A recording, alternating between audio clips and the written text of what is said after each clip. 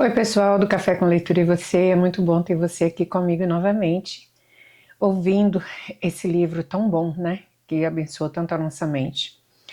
Campo de Batalha da Mente, escrito por Joyce Meyer. Vamos hoje à parte 3.22. Minha vida é tão miserável, tenho pena de mim mesma porque minha vida é tão infeliz. Mentalidade de deserto, número 7. Levantou-se, pois, toda a congregação e gritou em voz alta, e o povo chorou naquela noite. Todos os filhos de Israel murmuraram. Números 14, versos 1 e 2.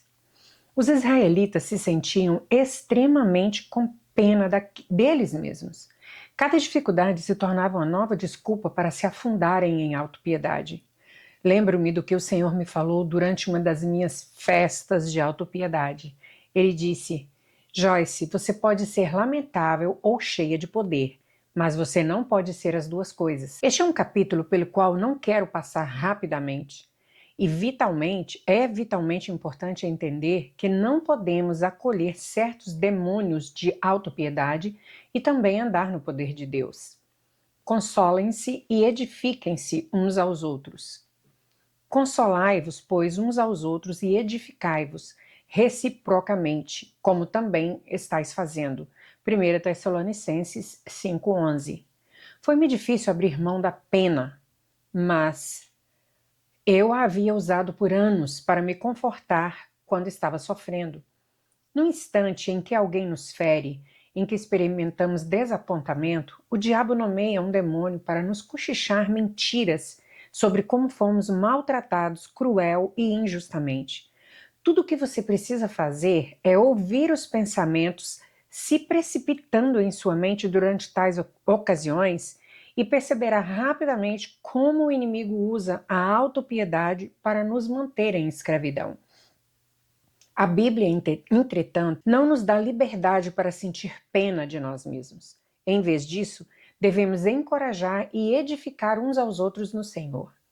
Há um dom verdadeiro de compaixão que é ter piedade divina por aqueles que estão sofrendo e gastar nossa vida aliviando o sofrimento deles. Mas a autopiedade é deturpada porque tomamos algo que Deus planejou para ser dado aos outros e o tomamos para nós. O amor é da mesma maneira. Romanos 5,5 diz que o amor de Deus foi derramado em nosso coração pelo Espírito Santo. Ele fez isso para que pudéssemos saber quanto Deus nos amou e para que sejamos capazes de amar uns aos outros. Quando tomamos o amor de Deus, que deve ser distribuído, e o tomamos para nós mesmos, estamos sendo egoístas, o que na verdade nos destrói. Autopiedade é idolatria. Voltarmos-nos para nós mesmos, concentrarmos em nós mesmos e nos nossos sentimentos, apenas nos faz cientes do nosso próprio eu e das nossas próprias necessidades e interesses. E essa é certamente uma forma mesquinha de viver. Pense nos outros. Não tenha cada um em vista o que é propriamente seu, senão cada qual o que é dos outros. Filipenses 2:4.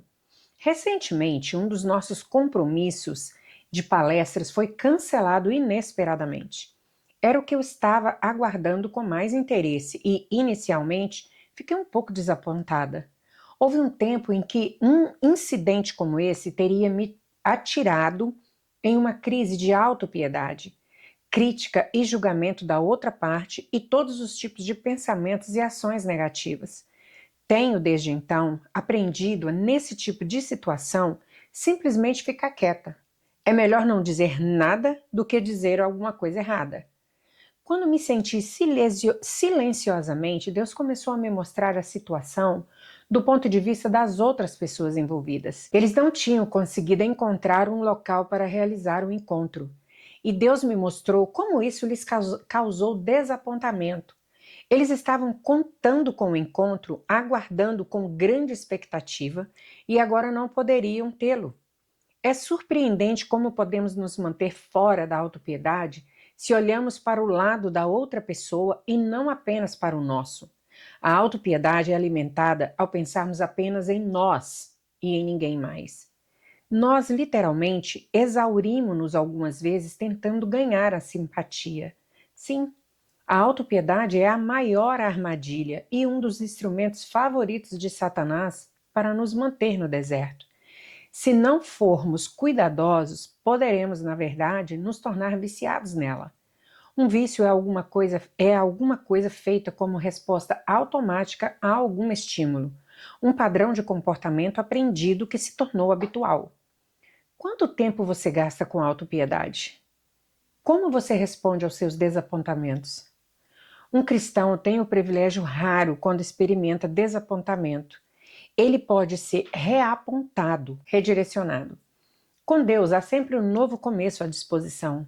A autopiedade, entretanto, nos mantém presos ao passado. Ceda e deixe Deus agir. Não vos lembreis das coisas passadas, nem considerai-as as antigas. Eis que faço nova, que está saindo à luz, porventura não o percebeis?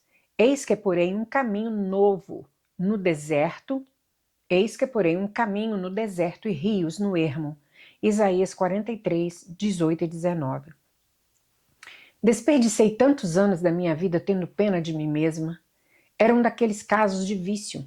Minha resposta automática a qualquer tipo de desapontamento era a autopiedade.